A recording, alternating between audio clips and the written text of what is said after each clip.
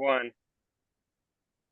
Hello, chefs. Good evening. We're back again. I'm Isaiah, the young Jedi chef, here with the Dragon Warrior chef, German Lamb, and the Phoenix Warrior chef, Noreen. We will be your host for today's podcast. You are listening to a unique podcast where we will discuss tough yet real topics that need to be heard in the industry. In this podcast, you will hear the truth, real, raw, and unfiltered. Today, we have the honor of having Chef Scott with us to talk about leading the future generation of hospitality professionals. I'm excited to get started and jump right in. So without further ado, I will let the star of our show, our guest, Chef Scott, introduce himself. Chef Scott. Hey guys, how you doing? I'm Chef Scott. Chef Scott Tillman from Hutto, Texas, and I teach at Hutto High School, Intro to Culinary Arts. What else do you want to know about me, man? I can tell you I worked in the industry for about 27 years, and I just finished my first year of high school teaching. I'm about to go to my second one, and start getting these kids in line with the culinary industry. Thank you so much, Chef. You definitely are a great inspiration to many people and have a lot of experience. So we're super excited to get your insight in everything that we're about to talk about today. So as hospitality professionals, we have the power to encourage, mentor, inspire, spark change, and create lifelong memories for the guests that we serve and the individuals that we work with. One of the most rewarding things about being in this industry is when you can see the smiles on the faces that the lives that you just impacted. Being hospitable is a gift, but is also something that can be taught. It takes a selfless person to teach and spark change in others. Teaching others how to love and care for people through the service that they give or the food that they create is one of the most powerful things that someone can do. So this will lead us to our first question. As a teacher, mentor, or friend, how have you been able to impact an individual's life by truly caring and showing genuine hospitality towards them? Chef Scott? Seriously, it's love. That's all around. That's with your food, with the people you're around. Love, caring, and commitment to their desire to and their passion for food. Family, it brings everything together. It's love. Yeah, I definitely couldn't agree more with you about love. Love is like the center of everything. Without love for your career, without love for what you do on a daily basis, without love for other people, there's no hospitality. Our industry is nothing. So definitely, I feel like I definitely agree with your point that love is the center of what we do and how we encourage and inspire people in this industry, for sure. Absolutely, 100%. Chef Lamb or Noreen? Chef Noreen, you're on. I wanted to ask Chef Tillman before I put my 2 cents in. I love what you said about love, and I wanted to know, what do you do in your workplace to show that love to your employees or your team? I'm glad you asked that. That's a great question. So I'm a high school culinary instructor. So I teach about 150 kids about the culinary industry, and I show them that sometimes being tough and raw is what you need, and especially in this industry, because if you go into this industry ready to just be babied all the time, or think it's gonna be soft, you have another thing coming. It's not that at all. It's very raw. It's very real. And if you're not doing what the chef's asking you to do, you can leave. So a little tough love goes a long way. Absolutely, tough love goes a long way. But also, just having that, that, to me, that father mother mentality. Again, coming back to love, is showing my students that love goes a long way, even because we're all human. Like we're all human. We all need that someone who can show us or inspire us to do different, to be better than our past chefs that used to yell at us or throw things at us, and we can inspire them that that's not how it is anymore. And That's how we create change.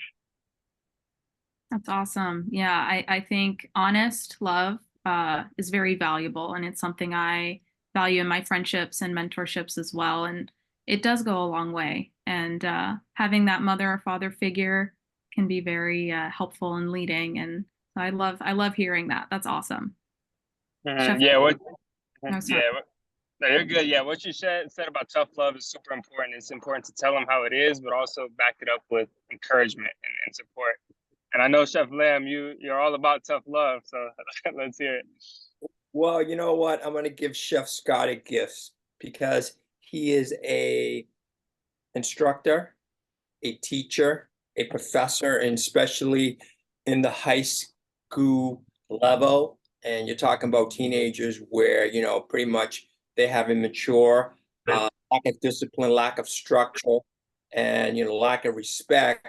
And for me is, I call it freestyle, right? And freestyle is so beautiful, but without discipline and structure, you become a wrecking train. And pretty much since they're going into this beautiful business, and I talk about body,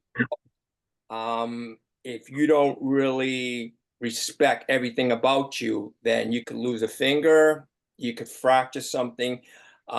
In the kitchen, there are hot pans, there are sharp knives.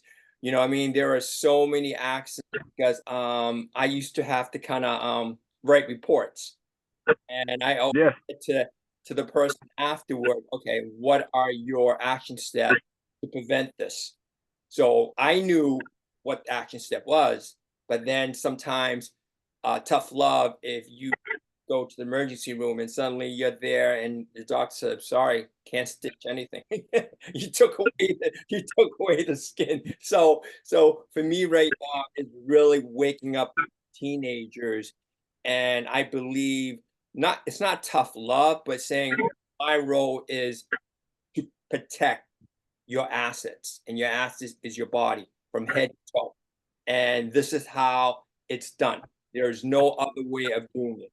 You know why? Because the minute you understand this, when you become a chef, you are going to have a great training development program, because I just instilled these are the commandments.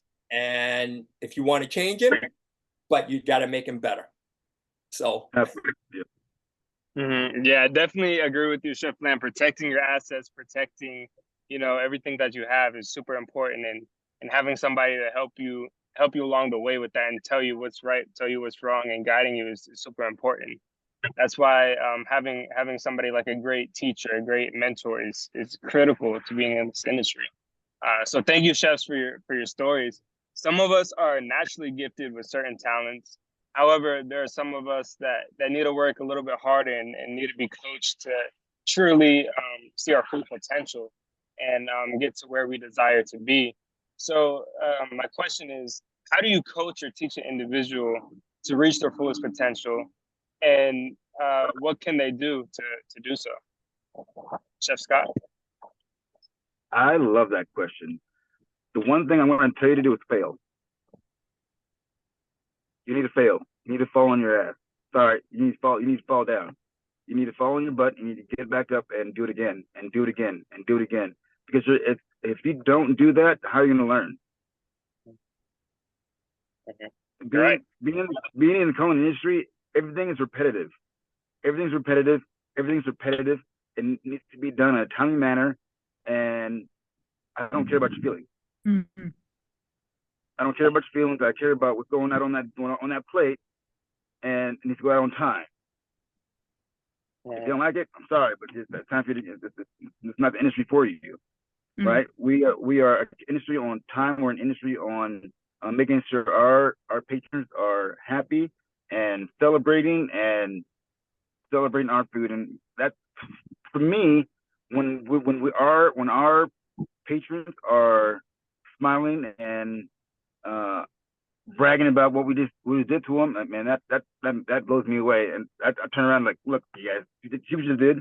You guys did that. Y'all did that. Like, not me. I didn't do anything. I didn't do anything. Y'all did it all. Like, it makes me, it's like a chills in my arms already. Like, it makes me feel so good when you present that. You know what I mean?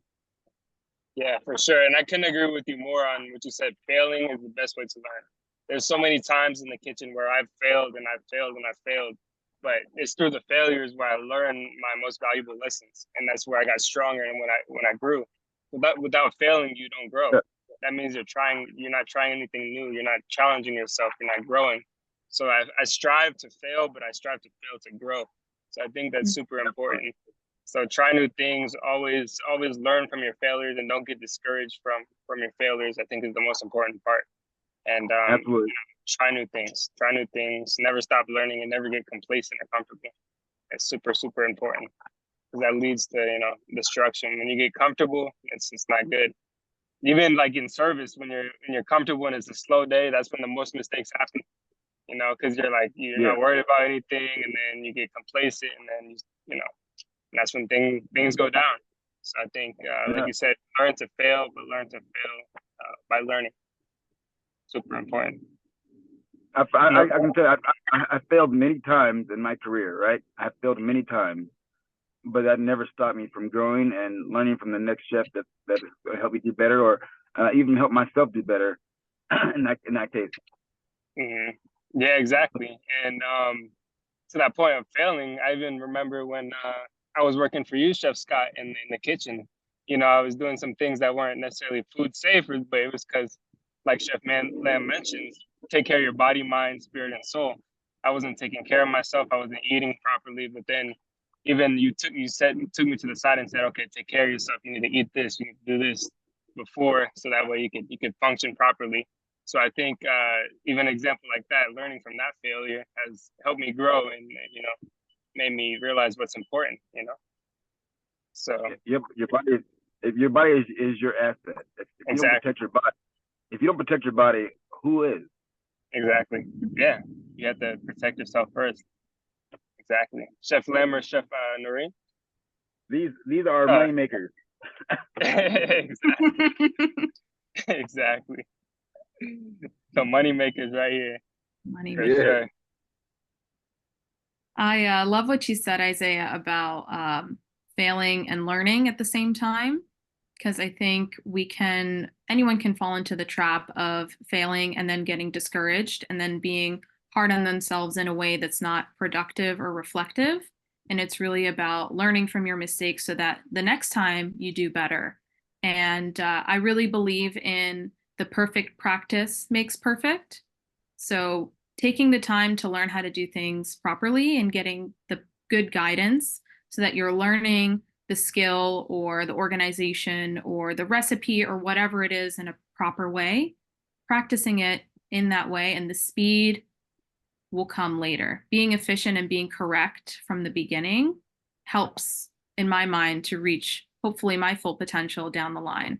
But making sure I'm doing it correct from the beginning and not building bad habits will help me, I think, be better at the end of the day. Mise Mhm, en place. Mise en mhm. place. Yeah, the mise en place is so important. The most important part. Absolutely. Yes, Being indeed. prepared. Being prepared. Chef Lamb. Everyone had some great comments about Forest failure. I'm going to talk about team and far as sports, and I'll use sports as an analogy for the cook that's starting in our journey here. Is like you have to know how to coexist on a team. And in sports, there are a lot of bickering, there's a lot of jealousy, insecurity, lack of confidence, and it's no one healthy. But the beautiful thing about this, everything that you're going to learn from one person, the way they communicate to you and the way they correct you, they're really teaching you how to be a great manager when you become that sous chef, executive sous chef, or chef. Because now you just look back at all those people that you started from ground level and now you coexist. And to me, I would say that is the most hardest thing in the kitchen, because you got clicks, but you have to have clicks in a way that is healthy, because there are addictions. So for you, it's really having that understanding of philosophy and principle as you as a human being when you are with other human beings from different genders, different cultures, different language. But at the end of the day, everyone has a role and has their part. So you just embrace everything. And instead of saying mistakes, they're not mistakes. They're just showing you that you haven't been exposed to. And from there, each chapter, it's going to be so beautiful and rich, but you are going to be a better chef of developing your team. Mhm. Yeah, and I love what you said, Chef Lamb, about learning how to coexist and work with others. I believe that's so important, and I think one of the key factors to that is talking to people with respect, and seeing them as, like you said, they're learning, they haven't been exposed to it yet, so they have to grow, and everybody is at their own level and at their own pace. So I think, and I've seen examples of that in the kitchen where coworkers have gotten into fights, they have done this and that because they don't know how to coexist with each other. They don't know how to coach or mentor or talk to each other. So it ends up being bad. So I think that's one of the most important parts is coexisting and being able to lead and listen to others and all that stuff, especially in the kitchen where I've always been the youngest one in the kitchen. So being able to, give respect to the elders in the kitchen and at the same time still standing your ground and knowing how to work with them is super important. And a lot of people don't know how to do that. So I think that's important in this industry, especially. Super, super important. So thank you, chefs, for that insight. As hospitality professionals, it's important to continually spark change in others and ourselves in the environments that we're in. Working in a toxic kitchen environment can be mentally damaging and physically damaging to anyone. It becomes dangerous when we just accept things the way that they are and become complacent with the environment that we're in. The old school way of throwing pots and pans, cursing out the employees, this and that it's toxic. It's not healthy, and it really just makes the environment worse and somewhere that no one wants to be. So the question is, what do you think about the current kitchen culture? What changes should be made, and how do you view the future of the kitchen culture being? Chef Scott? So this is a great question because I was one of those chefs who was, and I was that toxic chef in the kitchen for quite a while, and I would, yell at my employees and it was hard to admit that for a long time, right? And looking at it from a different perspective now is it's heartbreaking to me, because I think I ruined a lot of relationships because of that. Now, since I've moved on and I think I've grown since then, I wish I could, kindle some of those relationships again, but it's the past is the past, and I got to move on and inspire the new chefs that from my mistakes, and tell them and show them that my mistakes aren't what you should be doing. That's how you grow as a chef. Is like I said, you fail, you fall, and you get up and you do it over again, and then you educate, you inspire, you help those who are in need, and create a chain effect with that. Mm-hmm. Yeah, I love what you said on how you looking at your past and wanting to change and be better. That's super important, and I think the way that some of us, act or do things the way that we do is because of how we were brought up or how chefs used to treat us or how. So that's how we know. But it's important to, like you said, make change. Yeah, like what Michael Jordan was kicked off the team. Oprah was fired. I mean, do you see where they are now? I mean, failure is good. Failure is good. Exactly. You learn the most from your failures, and another opportunity always comes up if you work for it. For sure. For sure. Noreen? It all depends on what you want to do about it, though. Exactly. Yeah. Your attitude definitely determines your altitude in a lot of ways, for sure. For sure, absolutely. Chefs? I think something that just happened right now with you, Chef Tillman, that can bring about change in the kitchen culture is for those that have been in the food industry for some time to reflect and be like, you know what? The way that I did X, Y, and Z, looking back, I'm not really happy with that. And I'm going to work so that doesn't happen again.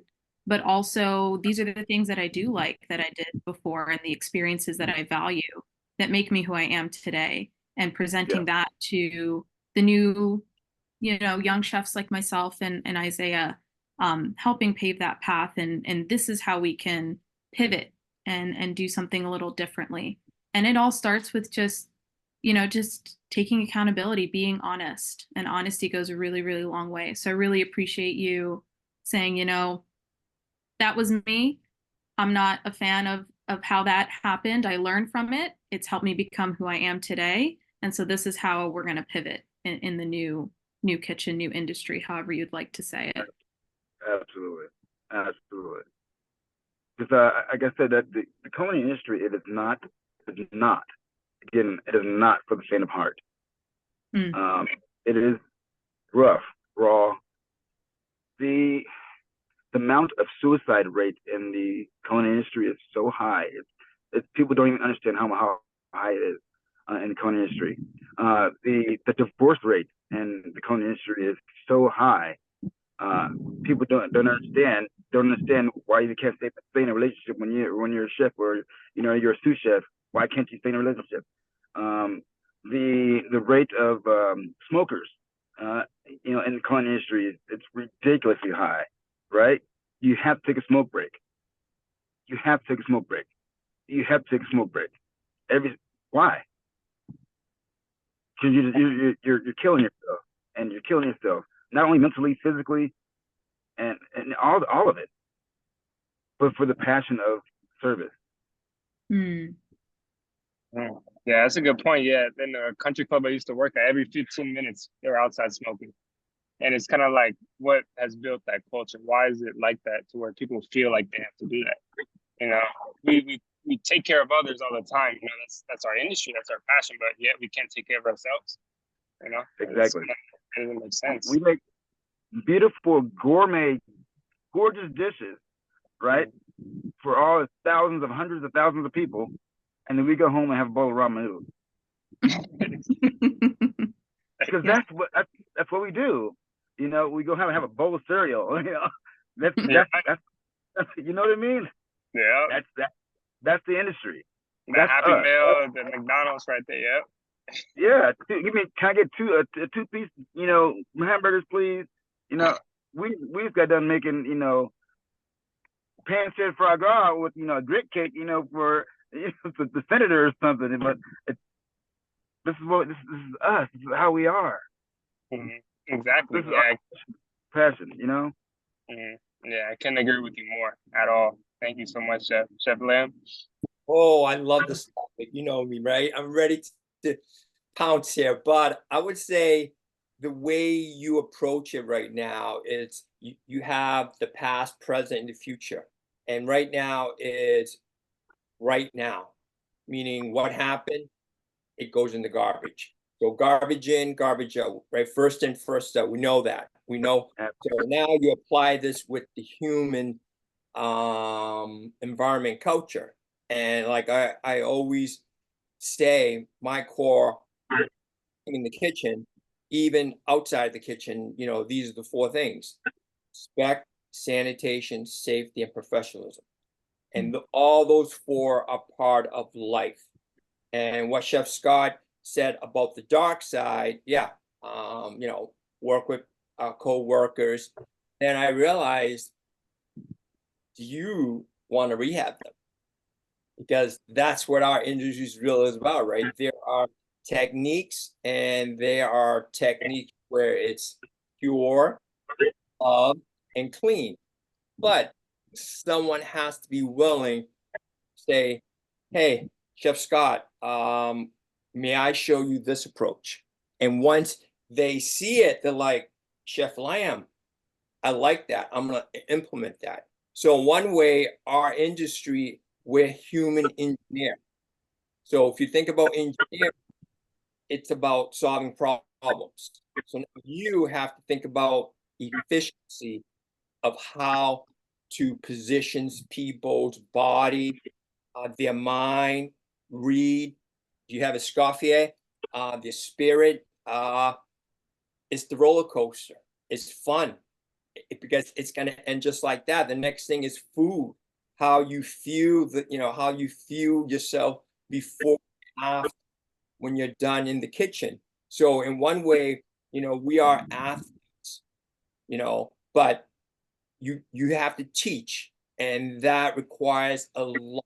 And you just mentioned smoking, and I would say, hey, I get it, but if you suddenly took that cigarette and just kind of like placed it inside for a few months, oh my God, your food is going to be amazing because you're going to be able to taste every ingredient. So everything that they're doing, you're just saying you're really sabotaging your chef ability, is because you are doing these things. So now if you put this aside, oh my God, you had it all on. But the question is, who is willing to say, Chef Noreen, I know you like to party, but you're in the kitchen the next morning with a knife, and I want to make sure you do have 10 fingers. You're right. Yeah, the decisions that you make today will affect you tomorrow. And I agree with smoking. Like, yeah, when you smoke, it takes away your ability to taste, takes away so many things, and it's just what's it worth? What's that one cigarette worth to you? And it's a habit, it's a bad habit, and it just leads to destruction in your body and your lifestyle. So that could not be more true, Chef Lamb. Thank you so much. And then, like you said, Chef Scott, that the habit where we take care of people, prepare the best dishes, the most gourmet dishes, and we go home, eat like crap. We go home and don't take care of ourselves. It's we can't perform at our best that way. So it's important to take care of ourselves first, and then we can provide our best services to others. That's so important. So the next thing is, as professionals, we should always we should always continually grow on a personal level and on a professional level. And to do this, we must strive to reach new goals and untouched territories. We all choose this industry for a reason, and we return to work every day because we love what we do. We all have our own reasons as to why we chose this industry and chose this path. I believe it is important to see people as people and hear their stories. So why did you choose this industry, and what made you fall in love with cooking? Chef Scott? All right, so my story. I love telling the story. So I was about 10 years old, right? I think it was Mother's Day or something like that. I think it was Mother's Day. I made breakfast for my mom and my dad, and for breakfast in bed, and I burnt the heck out of everything. The eggs, there were shells in the eggs, scrambled. I mean, it was bad. Burnt toast. It was horrible. I had, the soot that was on the bottom of the grits. It was bad. You know what I'm saying? And so my parents, they ate it. But my uncle, he came in off of leave that day to come wish my mother a happy Mother's Day, and he walked in the house and he was like, "What the heck is that smell?" I was like, "That's me, Uncle. I destroyed it. I burnt everything. Sorry." And he was like, "You know what, Scott? That's good. Um, you got to burn to learn." I took that to heart as a 10-year-old. I had no idea what I wanted to do when I grew up until that moment. When my uncle told me that I need to burn to learn, man, I took that to heart and I ran with it. I started cooking and cooking and cooking until I couldn't cook anymore. And I still can't stop cooking because of that man right there. My Uncle Lonnie Tillman inspired me so much that I wanted to be a chef. Because him as a chef in the military, and that's why I love the military so much, because of him. He served our country as a chef. I'm like, come on, that's a bonus. So I never want his story to die. He still is a great inspiration to me, still alive, still a great inspiration to me. Not just my uncle, but my mother, my dad, also great cooks. My mother, she's the one who got me into baking, and because of her love for baking cheesecakes, right? So I have to know all aspects of cooking, especially if you want to be an executive chef, right? So you have to all know all aspects of cooking. So when she started baking cheesecakes, I was like, I don't know, 9 years old. Still watching my mother make perfect cheesecakes because she worked at a cheesecake factory for a long time, and that's her job. She made cheesecakes. So I just watched her make those cheesecakes at the house, and I just fell in love with the art of baking, not even knowing that I was falling in love with it. You know what I mean? And then when you get older, my mother, she passed at, when I was like 12 years old. So that never stopped me. And my uncle, he's still here. Doing my thing. But my mother, she passed when I was like 12. So that inspired me to continue and show her that I can still be the chef that I wanted to be when I was younger. Wow. Yeah. Yeah, I love that story, Chef. Very touching, very inspiring.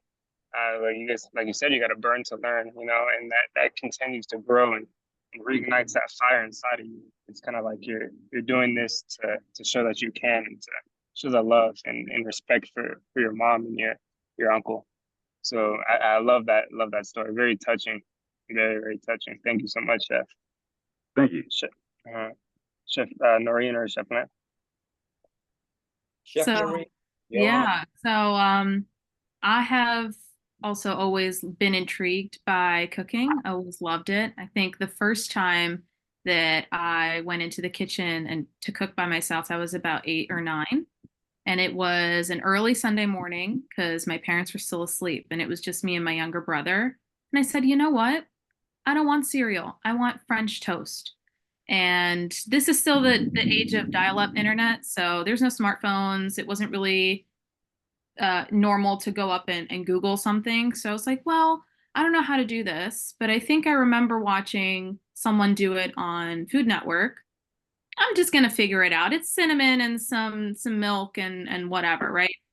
Forgot the eggs, so it was a little bit of a soggy mess, but my brother ate it and we enjoyed it. And from that moment on, I really felt like the fire was ignited. I was so interested in, okay, maybe it didn't turn out the way I had it in a diner or restaurant before. What can I do now to try again and again and again? And love of cooking. And in my culture, my family's from Egypt, and in Middle Eastern culture, we show our love with food. And that was always really a big part of my family life. And so being a part of that and being able to show, especially especially my younger brother, cooking for him is how I show love for a lot of my friends and family. But I didn't really take that love of food seriously for a while when I got a little older and I was in high school, and the first time I was in college, I was in healthcare. Always been really passionate about helping people, love community service. I did many years in the fire department as a volunteer EMT, and it came back to food again because I was so frustrated with everything I was learning, working in a primary care office and then doing emergency 911 response. People were going into the hospital and having the same issues over and over and over again. And 70 to 80% of the time it was lifestyle, diet and exercise. And I just kept getting frustrated in healthcare that we're catching people at the end when the problem's been there for 20 years. And I love cooking. I love food. Why not merge helping people with food?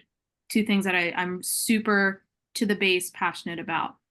And during COVID, I said, enough is enough. I want to do what I want with my life. And, being a daughter of immigrants, saying I'm going to go to culinary school was a very hot topic in our household. It still is with a lot of my extended family, but I have to do it for me. It's my life. It's something I'm very passionate about. I see the path that connects nutrition and health and wellness with delicious food. And so it's like, you know what, screw it. I'm going to go to the CIA, one of the, best culinary schools I can get to, and get myself started on this different path. And there is, I'm very excited about it. And I'm so happy with the choice that I made to go into the food industry. And I'm excited to see what it holds for me in the years to come. Yeah, definitely. Thank you so much, Noreen. Chef Lamb, you have about 3 minutes left. Give your piece. Well, I don't need 3 minutes right here. It's quick. 1 minute, 60 seconds, really quick. Wanted to be an electronic engineer, got bored. I said, gee, then I got lucked out after graduating from culinary school, Newbury College, and I worked at the Ritz-Carlton in Boston. And, that was my MBA, my PhD, my doctorate. And, they taught me the finer detail about food, but also about business, but also about people relation, team building. So for me, you work with people and you have to communicate with people. So that's why I love our industry right now. And I would say cooking is the easiest. You having a voice to communicate properly, where now you get everyone kind of like, I get it. That is very hard to do. So for today's generation, I hear, oh, I have the passion, I have the desire, I have the commitment. You have all that, but someone has to teach you the voice and how to be a gentleman and how to be a lady. And those are the two things that if you are able to transform that and think about it, the kitchen is a jungle. It's a wild place. It's exciting, but you have to know how to manage. And to me, the industry that we're in, it is beautiful. It really is. Yeah, thank you so much, Chef. Like you said, kind of starting from the bottom, learning how to manage and learning how to deal with people. And I feel like I could relate to all of your stories where cooking for me, again, started with love. And it started with being in the kitchen with my mom, helping prepare dinner after school. And then cooking for my siblings, because my parents worked a lot. So cooking for my siblings, going shopping, doing the cooking, kind of doing that stuff where they're able to come home and have a meal to eat. Stuff like that, the small things kind of inspired me, and, the fun of being in the kitchen and everything like that. So, food ignites us. Food is what brings us all together. It creates memories. It's, where people repair relationships. It's where things happen. So that is the power that we have in our industry. And that's why I love it so much. And thank you again so much, chefs, for being a part of this call, especially Chef Scott. Thank you for being here to inspire, share stories. It really means a lot, and will not only impact the people that are listening, but are going to impact the people that are close to the people that are listening. So once again, thank you guys so much, and I really appreciate it. And see you guys on the next podcast. Awesome. Thank y'all for having me. I appreciate it.